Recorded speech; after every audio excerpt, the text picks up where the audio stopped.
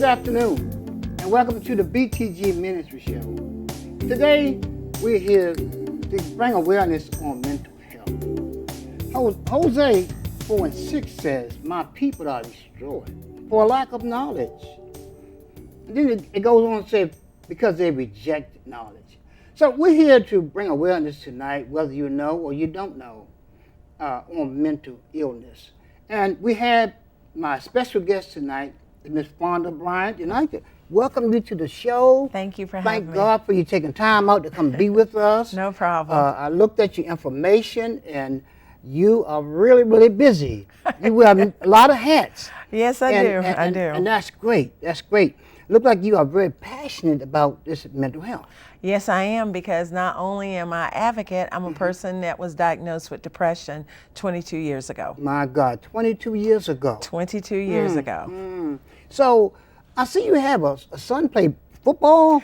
Yes, that's my pride and joy, actually. He played football for Wake Forest University. Okay. And graduated in 2005.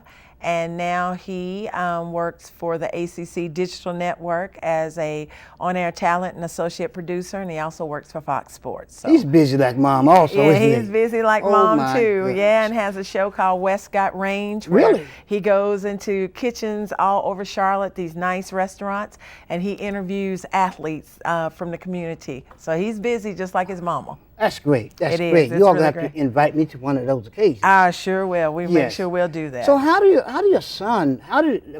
it affect your son when he knew mama had suffered with that depression and stuff? Well, 22 years ago, Valentine's Day, 1995, I was had made up in my mind after getting some time off from work, where I was working at Caroline's Medical Center as a pharmacist tech, that I didn't know what was going on with me. They gave me some time off, and I started going to a psychiatric hospital and was terrified, because you know how when you see movies about psychiatric hospitals, they're not ever positive. No. So they're never positive. So to go and go to a psychiatric hospital was hard. He was 12 at the time when I was handcuffed and taken to a mental health facility. Handcuffed. Don't smoke, drink, do drugs, never been in trouble with the police. But my aunt had me involuntarily committed because I had told her she could I called her and told her she could have my shoes, and she knew that was a warning sign of suicide. Oh. So yeah, so she had me committed against my will. It was not pretty, but I went there and I knew I needed to get some help. So you was a minor. I was 35. I was 35. Oh. Yeah, well, so I was old. I didn't not- know yeah. someone could get an adult. You can have committed. somebody committed against their will. It doesn't matter what age they are. If they're trying to hurt themselves or someone else, you can have them committed. And at the time, I was going to hurt myself. So thank goodness she heard that I was in a crisis. And even though I was mad at her for doing that, she saved my life. Yes. And when you go through something like that, you feel obligated to turn around and help other people, to help them to understand, to get help. And it's no shame in getting help. And it's no shame in having a mental health condition. I cannot help. I have a chemical imbalance. Yes. It's nothing that you can get under control, but you can't. Oh, definitely. Control It's no it without, different. It's no different than diabetes or heart or cancer, as far as it's a condition in your body that you can get help for. And I know people are probably saying, hey, well, all of us get depressed every now and then. But there's a difference between feeling sad and having a physical condition such as mine, where you got to take medication maybe. But in my case, which I have taken medication before, I work out 4 times a week, and it does the same thing. So does having a mental illness, you speak about being sad, do you actually have to have something to be sad about, or it just happens? It just happens. With a mental condition that's physical, some of the warning signs are if you're sleeping too much. And that was one thing I was doing. I was sleeping. I barely was hanging on, taking care of my son, and I would go to sleep in my clothes. I was just extremely tired, like just worn out. So you can be sleeping too much, not sleeping enough, eating too much. People don't really realize there's emotional eating, where you, like, if you're going through stuff, you find comfort in food and you just eat and overeat. Not eating enough. Like in my case, I was not eating at all. It's just all kind of things, feeling fatigued, just feeling hopeless. Like no matter what is going on in your life, you could have just gotten a promotion, but you still feel hopeless. You feel worthless. Just those kind of things are warning signs that, hey, this is more than just you feeling sad. Okay. This is a serious illness. Yes, yes, yes. Well, I see you work along with the police force. Yes, with I the am. mental illness.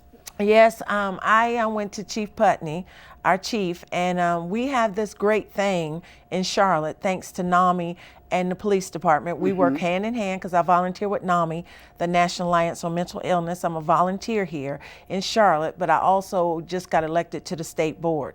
And one of the things that we do across the country, we train police officers in a program called CIT, and it stands for Crisis Intervention Team.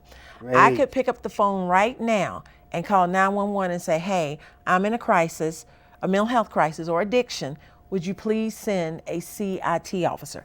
They're police officers, but they've been trained 40 additional hours in mental health and addiction. They meet people who have mental health conditions, they go to the hospitals, they go to mental health organizations, and then they go through live situations and simulations. Like they will learn what it's like to have schizophrenia. They'll put headphones on them, and like it's a voice inside talking to them while they're trying to talk like to another police officer. So we're very proud of that. In Charlotte, we have a lot of CMPD officers trained.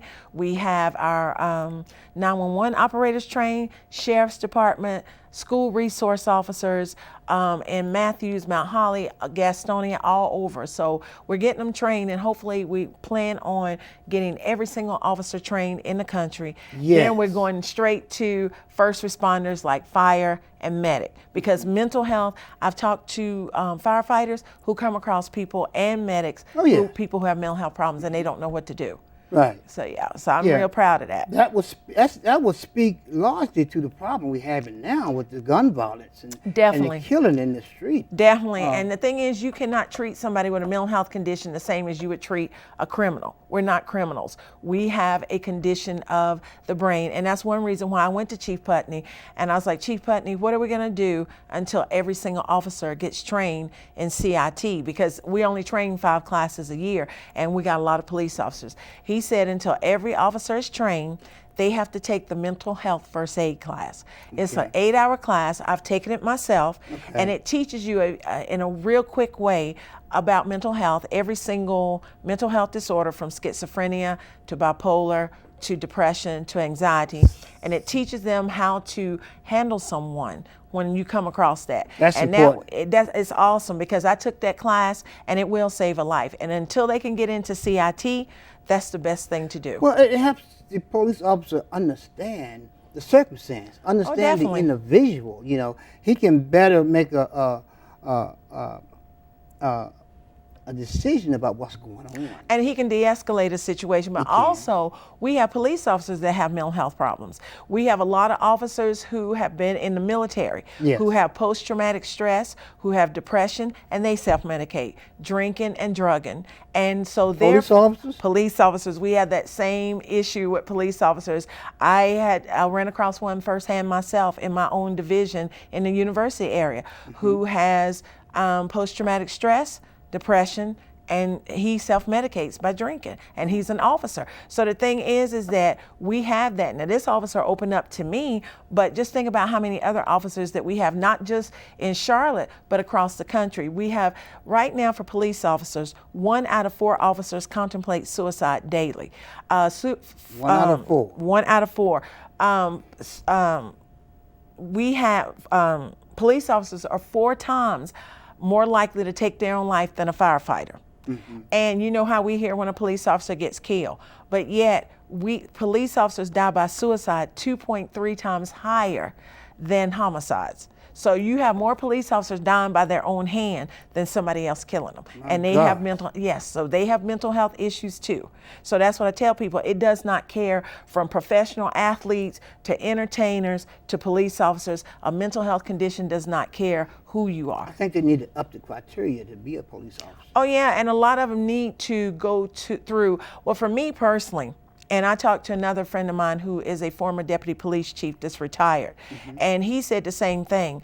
When people come back from the military, there should be a cooling off period of psychiatric testing No doubt. and making sure that they're okay before they can become a police officer. And if they can't cut it, if they can't get through the psychiatric testing, the medication, all this stuff, they shouldn't be one. Not ready for the public. They shouldn't be one, because the thing is, if you have a mental health condition and you're a police officer and you run across somebody who has a mental health condition, that can trigger your mental health condition, and then you got two people in crisis, and my. somebody can end up getting hurt. So that's why it is so important to make sure that these police officers are mentally healthy, and to also to train them how to help people who are in a mental health crisis. So how hard was it to get the chief of police to agree with something like this? It wasn't really that hard to get him on board, because he knows that, Chief Putney knows that there is a crisis in this country. He knows there's a crisis in our state and in our city. He knows that 1 out of 5 adults in America have a mental health condition. He knows that mental health and addiction go hand in hand.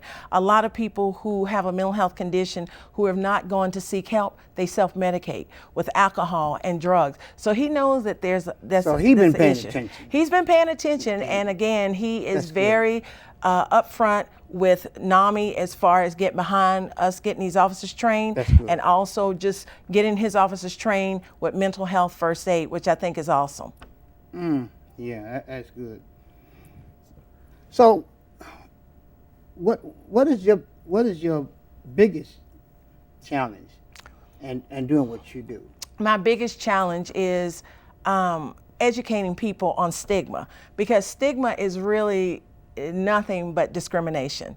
And even though a person with a mental health condition is protected under the American Disability Act, we're protected just like everybody else, people can still find ways in the job culture to get people fired, or to not promote them, or to not to help them. So my biggest challenge is educating people on mental health and the stigma. And that's the thing, is that we're trying to help people to understand that, okay, with cancer, for instance, people have empathy and compassion for people with cancer or diabetes or heart. And let's face it, you can sit up and smoke 15 packs of cigarettes in 1 week and get lung cancer. Yes. People still have empathy and compassion. Or you can sit up and eat cake and sweets and all this kind of stuff and have diabetes. People still have empathy and compassion.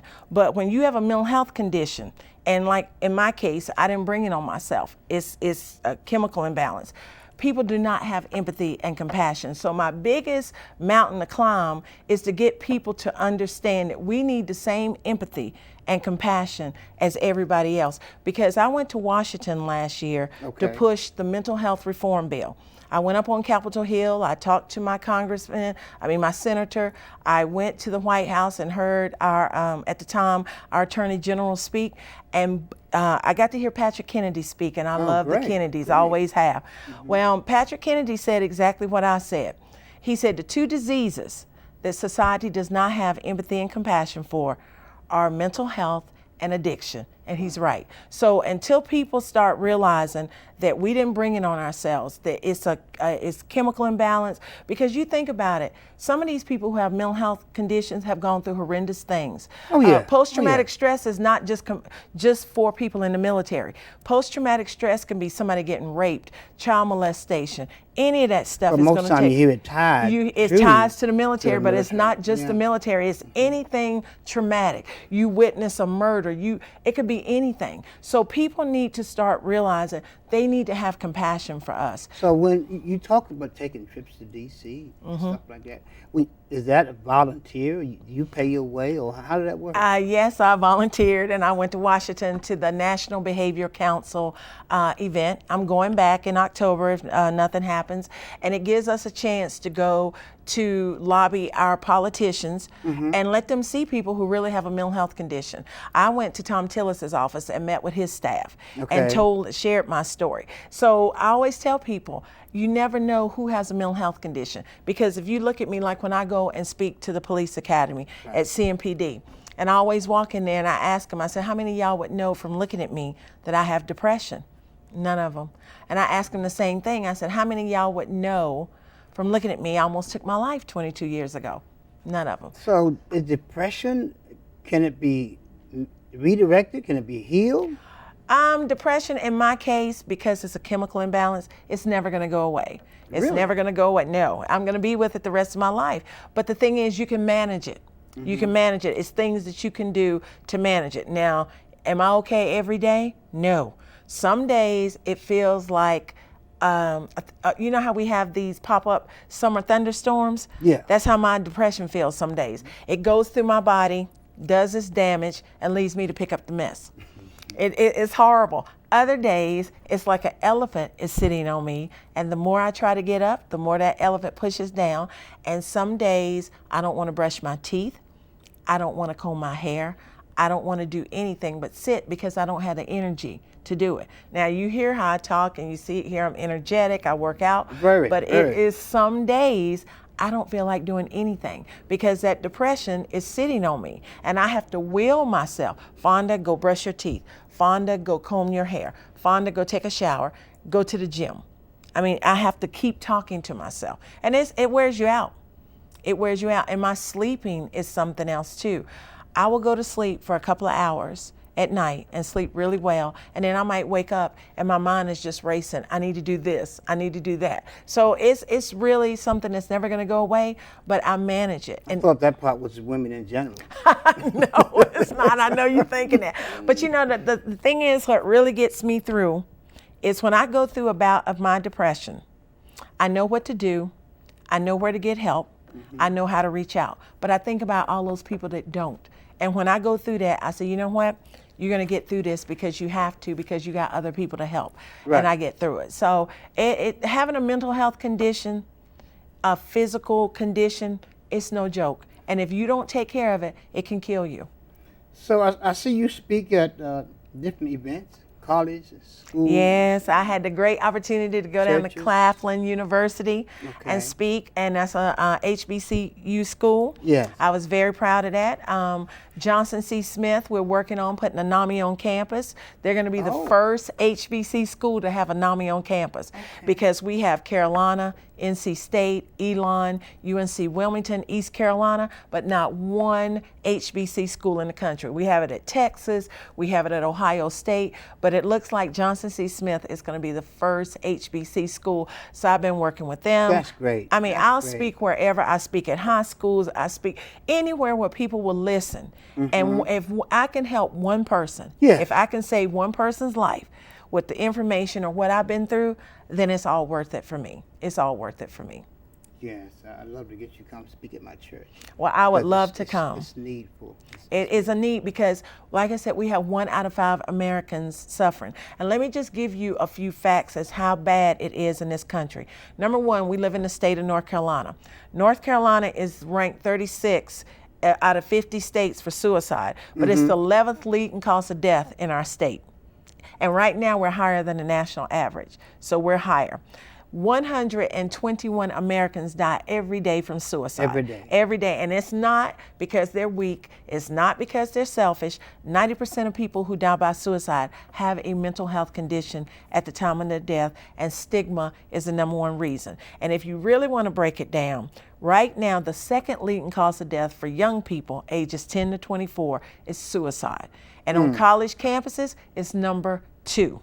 So we are in a crisis in this country with mental health and suicide. And if people don't start getting educated on it, I would hate to see how bad it's going to get. Because last year, the Center for Disease Control said suicide is at a 30-year all-time high.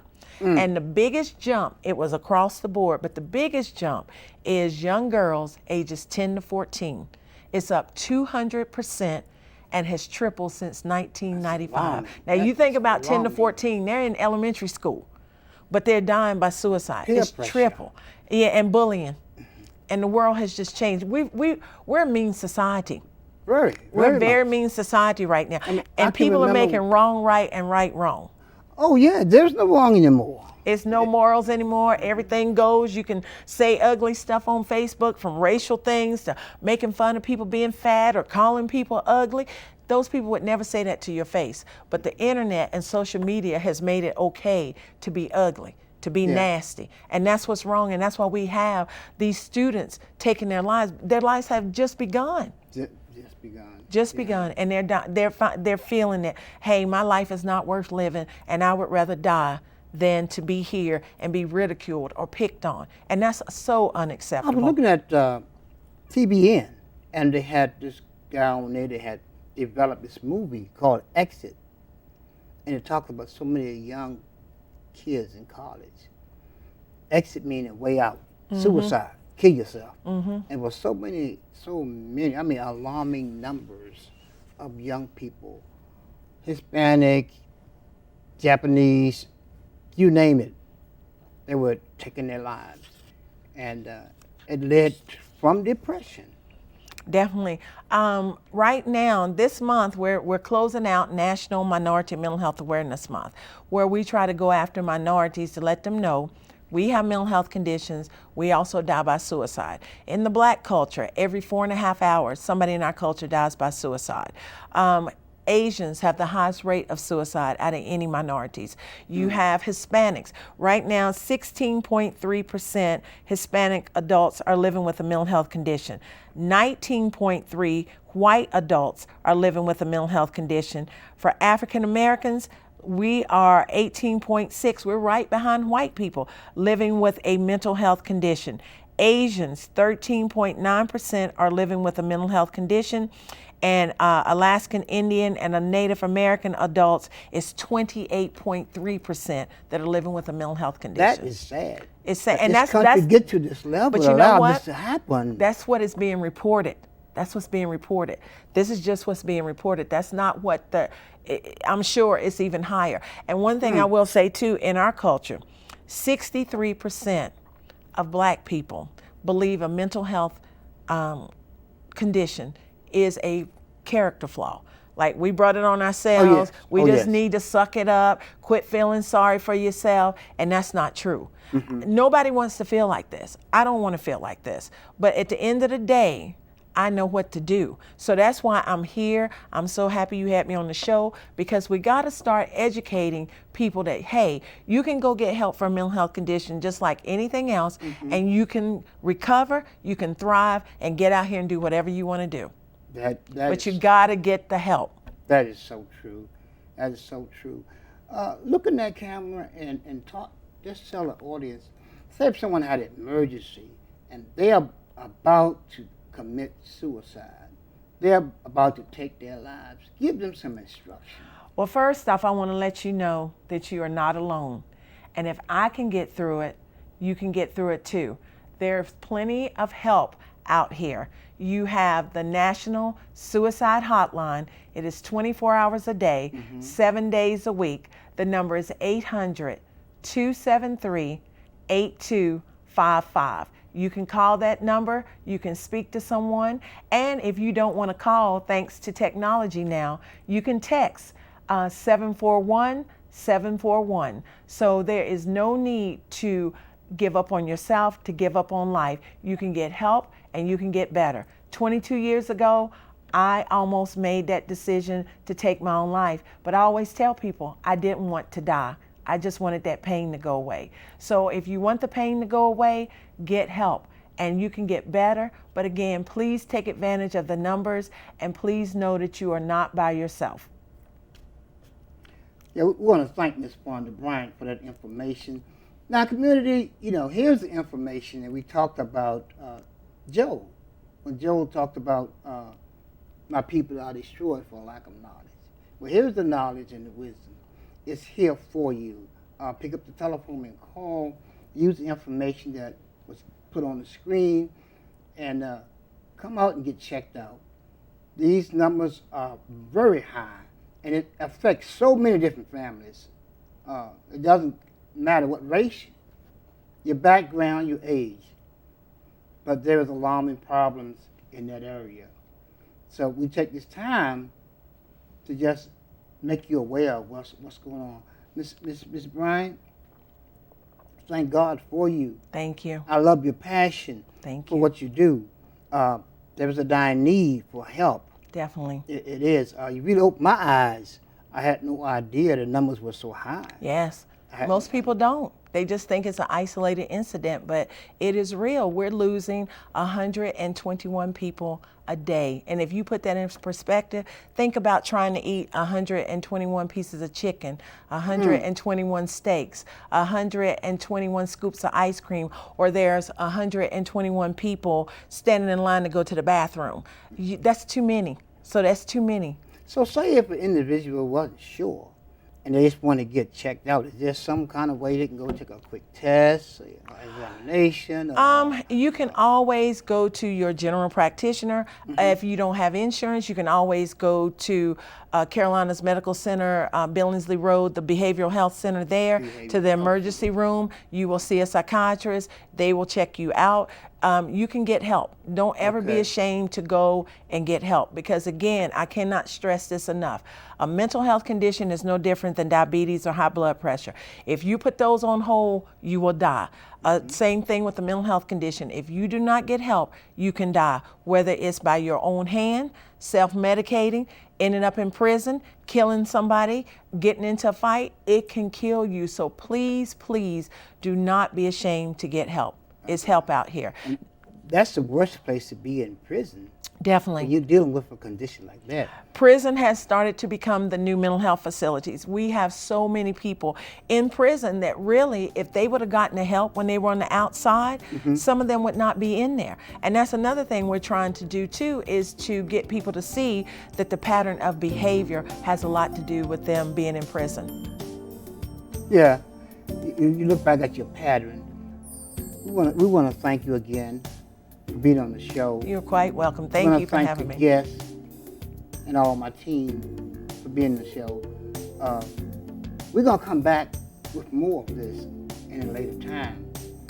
But please use the information you was given tonight. Take time to research and get yourself checked out. We just thank God for you tuning in, and pass the word to your brother and your sister. Share the telephone number. Give help someone get understanding, someone get clarity. And we just thank and praise God that we're able to bring this out. And we want to pray, Father, in Jesus' name, we thank you for this opportunity to talk to your people.